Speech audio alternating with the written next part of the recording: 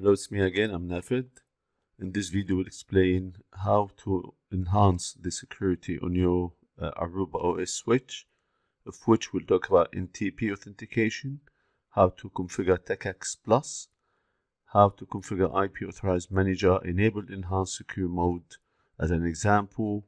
Another example is to disable uncertified security algorithms, disable weak protocols such as telnet and HTTP, and we're gonna look at how to install certificate on your switch. Let's go. Let us first define the TACACS server on the ArubaOS switch. So we're gonna go TACACS host. This is the IP address of the server, which is ClearPass.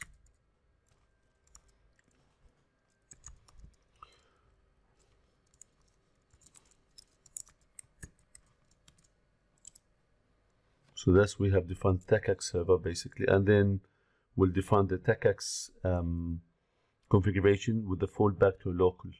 So we're going to say AAA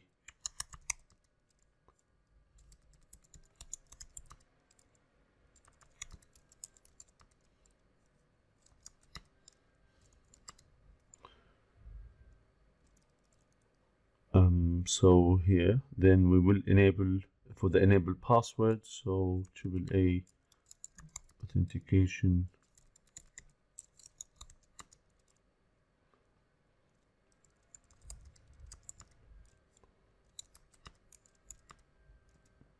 we're going to say in the login is what privilege being sent back, we accept it in here.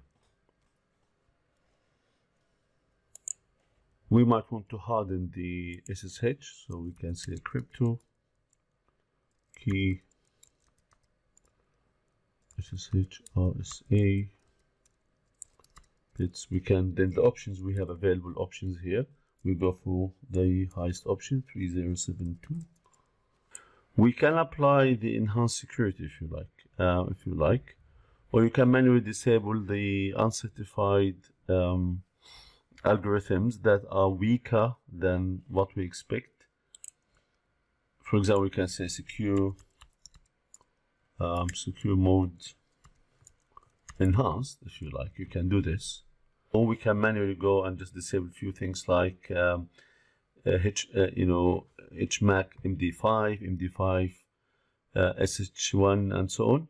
You can say we can do that. We can go for this as well.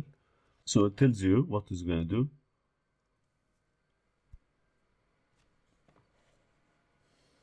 This is rebooting the switch now. You can see it is enhanced, right?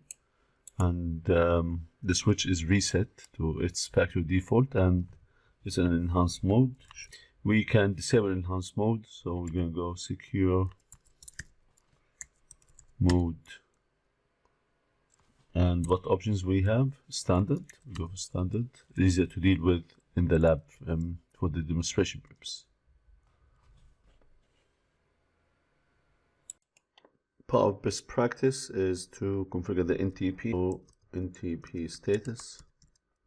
If you issue the command show NTP status, as you can see, we can see it is synchronized, and that's the NTP server. That's what interested us. So simply speaking, it's a best practice to have NTP. Probably if you like to add authentication to that as well, that would be another idea to secure your NTP communication. The other thing, one of the recommendations is to disable telnet. So no telnet. And we might want to implement also NTP security. It means we would like to implement authentication, the NTP, as one of the recommendations. So we can go NTP authentication key ID 1, authentication mode SHA1, key value then will be as an example, and then we're going to say trusted, right? So now show NTP status, make sure that NTP is working, synchronized, that's the NTP, and that's a precision, pretty much what expected in here. So IP Authorized Managers. There are multiple options within that, but we're going to just go. It means that the only people who can, in this case, communicate SSH and manage the switch is from this specific source. And not only that, you can use question mark. You can see access control and access method and so on. We'll leave it as is. We'll not add another option or other options. So it means the only people who can SSH, for example, to the switch is from that specific IP. We're going to test the SSH from the client. So now we can ping the switch. You can see we have reachability. Now we're going to test the connectivity and how things are authenticated. So we expect now authentication to be TACACS based. If the server is not available, then it will be as a backup or fail procedure is going to be local, as we have configured that. So we're going to go PuTTY. That's the IP address of the switch. We're going to go open. There will so warning, potential security. Now we will accept the key. Yeah, so we're going to accept, because we know we are the ones who own this one, and we're going to connect with the network username.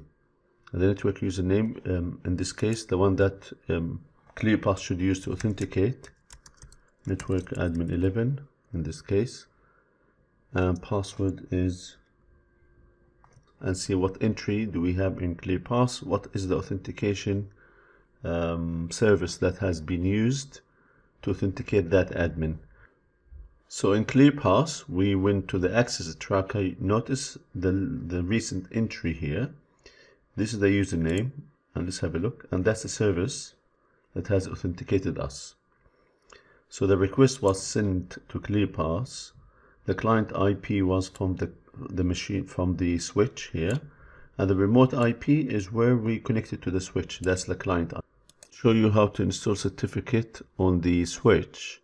So you are able, for example, to HTTPS to the switch without any problem, and probably to do dynamic segmentation, downloadable user role. All of these things require certificate to be installed on the switch. We're going to show you these tips. In the case of ArubaOS switches, we need to create what's called Trust Anchor, TA we call it, yeah, Trust Anchor profile. So now we're going to replace the certificate that we have generated before. Again, you can watch my video on how to generate certificates. We're going to copy that one to the Trust Anchor inside the switch. Basic meaning is as if we are making that CA in the trusted profile of the switch. So if it is stopped, we're going to just start and make sure that we have the certificate in the root. Click on this one. That should take us to the folder where the certificate for the trusted CA, which is the company CA. So we're going to use that certificate and download it into the trusted anchor profile inside the switch.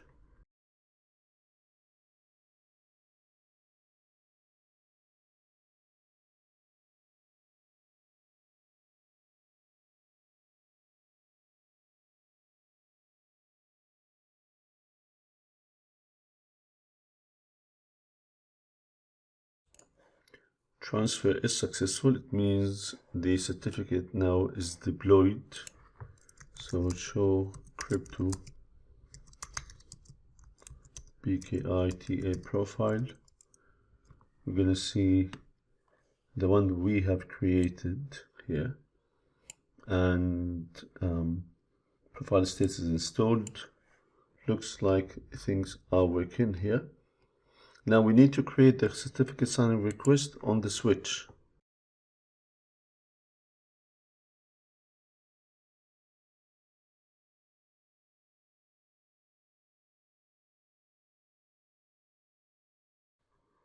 So now this is certificate profile, and then the second part is to have the full CSR for all purposes. So that can be HTTPS, can be EPTLS, can be dynamic segmentation.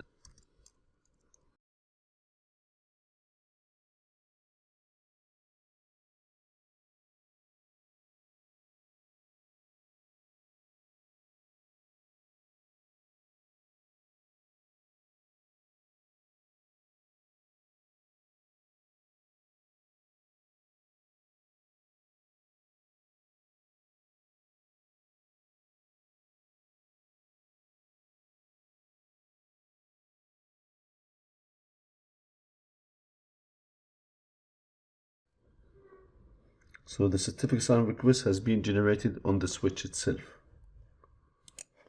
We can highlight this one now, connect, select it all.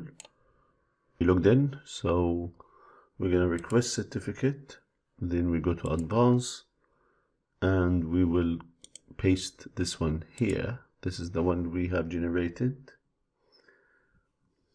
and that's going to be a network device, which is a switch, and we're going to submit.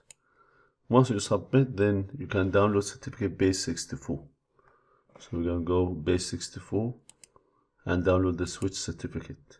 So now the switch certificate is downloaded and is ready to be used. I did rename it as OS Switch here, and we're going to install this certificate on the switch itself.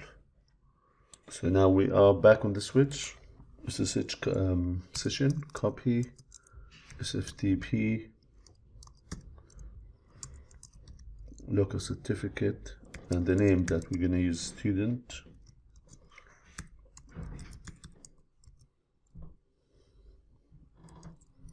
And the name of that certificate, obviously, as we've seen it, is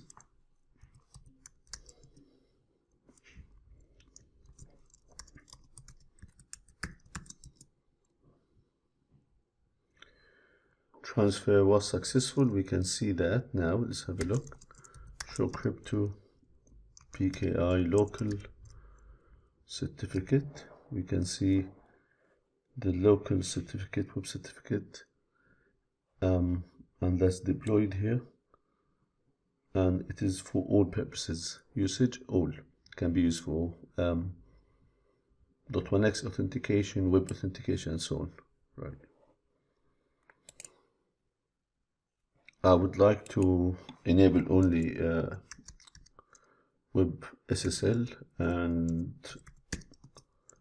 I'm going to disable web management without SSL as a good practice. Crypto also using suite B, and